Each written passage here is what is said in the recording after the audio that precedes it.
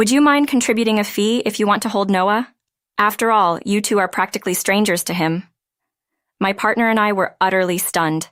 Never in our wildest dreams did we imagine we'd have to pay our daughter-in-law to hold our own grandson. My name is Helen, a 56-year-old homemaker. I live with my husband David, who's also 56. We have one son, James, who is currently 28. He got married 2 years ago. His wife, Emma, is 10 years his senior at 38. After graduating college, James got a job and moved out on his own. Apparently, Emma, a senior colleague at his workplace, actively pursued him from the very beginning. James has always excelled in STEM subjects. Throughout high school and college, he was deeply focused on them. Shy and reserved by nature, he had never dated anyone before. Suddenly pursued by an older woman at work, James was initially hesitant. However, Emma was persistent, inviting him to lunch, finding reasons to be near him, and eventually, they started going out for drinks. Things escalated quickly from there. When we heard that James was marrying a woman 10 years his senior, David and I were shocked. But it was James's choice, and considering his reserved nature, we thought maybe it was a good thing for him to be guided by an older partner. As wedding preparations progressed, we encountered some surprises. Emma insisted on changing outfits 5 times during the ceremony. Of course, it was all Emma's idea. James, not one for the spotlight, wasn't thrilled about even having a wedding, but Emma had her dreams. It's a once-in-a-lifetime wedding. I won't settle for less. A bride is like the star of her own fairy tale, you know. James needs to make all my dreams come true. Faced with this, James felt he had no choice. The wedding ended up costing much more than anticipated, draining most of the savings James had accumulated since he started working. During the 5th outfit change at the reception, a relative whispered to us, "I've never seen a wedding with so many outfit changes. James is pretty much wrapped around her finger. He's in for a tough time." I could only smile politely, but their words echoed our own thoughts. People complimented James on his beautiful wife, but she also seemed quite proud of her appearance. As parents, we couldn't help but worry about their future together. 2 years into their marriage, they had a baby boy. It had been a difficult birth, but we were thrilled when the baby arrived safely. The day after the birth, we rushed to the hospital. Outside the delivery room, James seemed restless and uneasy. "James, congratulations, that's wonderful." Yeah, thanks. I can't wait to meet the baby. Mind if I come in?" "Well, about that." "What's the matter? Something wrong?" "No, it's just, Emma's really tired right now and doesn't want visitors." "What? So we can't see the baby?" "Oh no. All right then, no choice I suppose. I'll take some photos and send them to your phone." "What about Emma's parents? Did they visit earlier?" Yeah." "So we're the only ones who can't? Can't you let us have a quick peek?" "It seems like family and in-laws are being treated differently. Sorry, but could you leave for today?" "Fine." James looked really uncomfortable. It was likely that Emma had asked him to decline visitors from inside the hospital room. Disappointed, we had no choice but to head home. James later sent us a photo of the baby. Such a cute sleeping face. Seeing it made both David and me even more eager to meet the baby.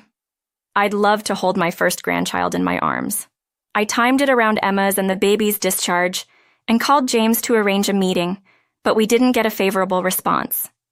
Emma would be taking the baby to her parents' home for a while, so it would be difficult. So we waited for the day Emma would return to their apartment from her parents' home. The baby was named Noah. Finally, the time came for Emma and Noah to return after receiving postnatal care at her parents'. We got James to agree. And finally, we were going to meet our grandson. We bought clothes, baby gear, and toys for Noah. On the day of the visit, we went to James's apartment. "Hello, may we come in?" Upon entering, we saw Noah in his baby bed. He was energetically moving his arms and legs. He was a cheerful boy. What a lively boy, he's really cute. Next to the baby bed, Emma stood with a stern expression. Could I hold him for a bit?" Emma remained silent. Then James spoke. "Mom wants to hold Noah. Is that okay?" James repeated my request to Emma. He seemed like he was really walking on eggshells around her. Finally, the silent Emma spoke. "You two are strangers to me. If you want to hold Noah, will you contribute a fee? We were frozen in disbelief. Strangers? Yes, I married James, but you are strangers to me and to Noah. I don't want him casually held by just anyone. If you insist on holding him, I guess we'll have to set a fee. A fee? But Noah is our grandchild. Exactly. And Emma, didn't your parents get to hold Noah? Of course, they are my parents. In that case, we should also... Look, I'm speaking from my perspective. I married James, not the two of you. You're complete strangers to me. What if you drop Noah or somehow get him sick? How are you planning to take responsibility? Responsibility, you say? I'm on maternity leave now, but I've been with my company for years, always managing risks. To let a newborn be held by complete strangers who have no intention of taking responsibility is naive, don't you think? Emma's condescending tone left us, including David, dumbfounded. People with your mentality wouldn't last a day at my company. Also, just because James and I married doesn't mean we're all suddenly a family. I like to keep boundaries clear. Do you understand? Emma gestured at us as she spoke, her tone authoritative as if she were scolding subordinates. She seemed not only attractive, but also very confident in her long-standing career. She probably talks like this at work, too. You could easily guess what the power dynamics between her and James, who was 10 years younger, must have been like in their workplace. That hierarchy seemed to have transferred to their marriage. James looked surprised at Emma's words and gave us an apologetic look, but he couldn't muster up any words to counter her. Let's just go. All right. And so we left James's apartment without even getting to hold Noah. We had our concerns before, but we never thought it had come to this. We realized Emma wants nothing to do with us, and James seems completely controlled by her, unable to voice his own opinions. It's harsh to call us strangers, isn't it? Yeah, I never thought we'd hear something like that. Contribute a fee if you want to hold your grandson. But Noah was so cute. He was. We had this conversation on our way home. Even after we got home, we couldn't stop talking about what had happened. We concluded that there's no other choice but to let go of our hopes. Obviously, in an ideal world, we'd get to hold our grandson and have a good relationship with our son and daughter-in-law. But with everything spelled out like that, we've got to move on. True. At the end of the day, James chose to marry Emma. Yes, what's important is that they are happy. I won't harbor wishes like wanting to hold our grandson or having family dinners anymore. Although I was concerned about whether James is really happy in such a situation, I realized it's not our place to question our son's marital choices. If that's how Emma feels, we have no choice but to adapt. If we forcibly try to do anything, it might make James uncomfortable. And so, we lost contact with our son's family. 2 years passed like this. Then, one day, we received a call from James after a long time. Hello, Mom. It's been a while.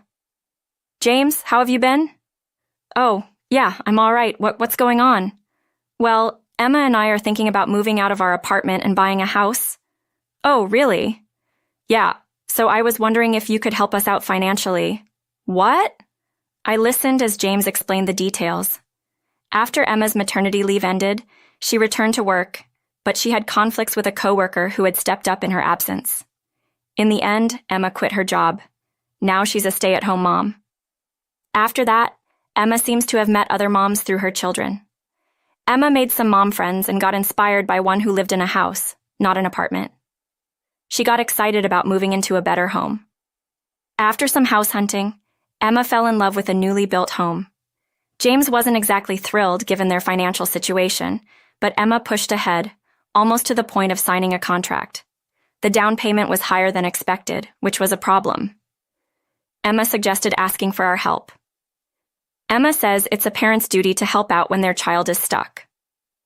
When we said we wanted to see our grandchild, she told us to pay up. Now she wants our help? Convenient, isn't it? I do feel bitter about that.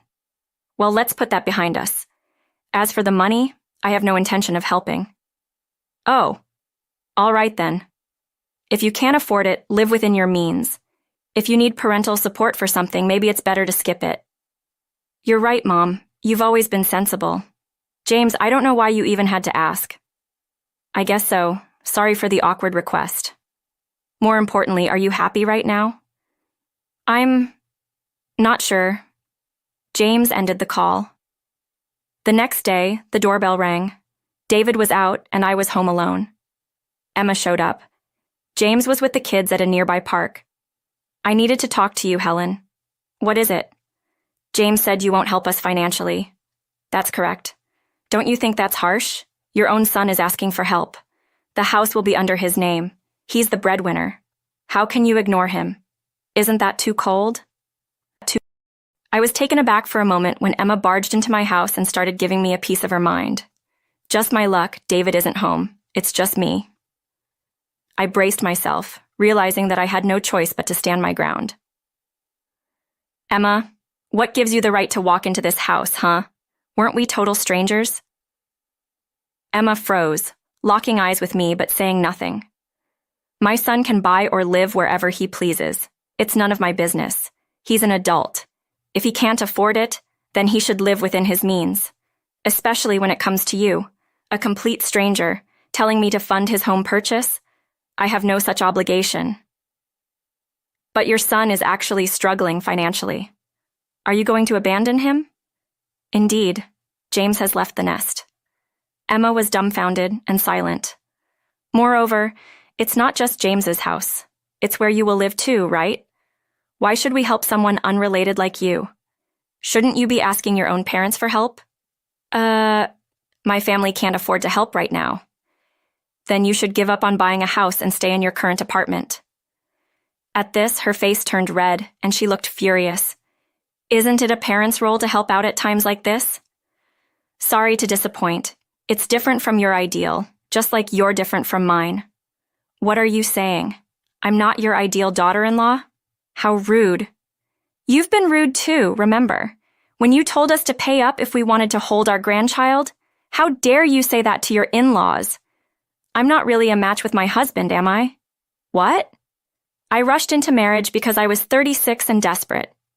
I married James because he seemed obedient. To be honest, any groom would have done at that time. So I think he should be grateful that a high woman like me married an odd guy like him. Wow, you actually said that out loud. Don't you agree? It's a miracle that a woman like me is married to a man like him. That's why I believe it's natural for me to live in the house of my dreams. So you wanted to brag about owning a home? So what? Isn't that normal? Yet here we are. James can't even make the down payment. I told him to ask his family for help, but everyone's so useless. Just then, James walked into the living room. James, were you listening this whole time? Yes, I was curious about what was going on because I heard loud voices. I've been listening at the front door. So, that's why you married me, Emma? Emma was visibly startled when James burst into the room. James's previous look of confusion was gone. His eyes seemed calm, but there was a distinct undertone of anger. Helen, could you play with Noah in the other room for a bit? Sure. I took Noah into the adjacent room and closed the door. This was the first time I was directly interacting with Noah. Voices from the living room started filtering through the door. I've reached my breaking point. Breaking point? Do you mean what you said earlier? Who do you think you are to talk to me with that tone, James? You think it's okay to speak to me like that? Enough. What? You should be grateful you even got to marry someone like me, a man who's never even had a girlfriend before. Grateful? Weren't you the one who said you'd marry anyone who came along? You should be the grateful one. I'd never heard James raise his voice like this before. Something must have severely damaged his ego, or perhaps he was letting out pent-up frustrations. You kept saying you loved me, chasing me around. At first, I was hesitant, but then thought I could build a family with you. Turns out you just wanted to use me to say you're married. You never even loved me. Bossing me around and even telling my parents they should pay if they want to see their grandson. And now you want them to help us buy a house? Knowing all this makes everything seem ridiculous. Emma seemed a bit flustered hearing this. I didn't say that. It was all true lies. I'm done being deceived and used. Our marital power dynamics were skewed from the beginning. I'm not living just to be controlled by you, and I don't want Noah to grow up seeing such a pathetic mom. It's over. Let's separate. What? No way. I absolutely want to live in that house. I finally found my dream home. I can't give it up. I've always dreamed of inviting friends over for home parties. A loveless marriage in a fancy house just leads to unhappiness. If you want to show off so badly, buy a house yourself. Don't act so high and mighty. Don't command me. That's my line. Such an intense battle unfolded in our living room. I had never seen my son this fired up. Later, it turns out that Emma had been having several affairs with her former boss. She would sneak out during the day to meet him while leaving Noah at her parents' home. Learning this, James was completely dumbfounded. She was the kind of woman who had a lot of pride. But she also had a weakness for men who complimented her looks and treated her as if she were special. That was the final straw. James and Emma got officially divorced. Noah ended up living with James. Instead of buying her own house, Emma found herself being sued for alimony by James. She did manage to find a job after some job hunting but couldn't get along with people, so she quit. Now she seems to be bouncing from job to job. Her looks, once her pride, now seem to have faded away.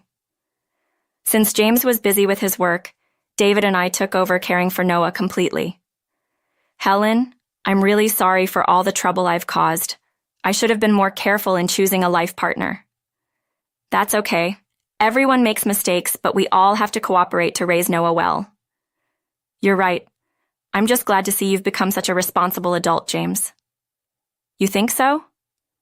You're a much more reliable person now than when you just listened to whatever your wife said. If Noah grows up seeing a father like that, he's bound to turn out to be a fine adult as well. And so, we live happily as a family of 4, David, James, Noah, and me. I take great joy in being able to help my son and grandson.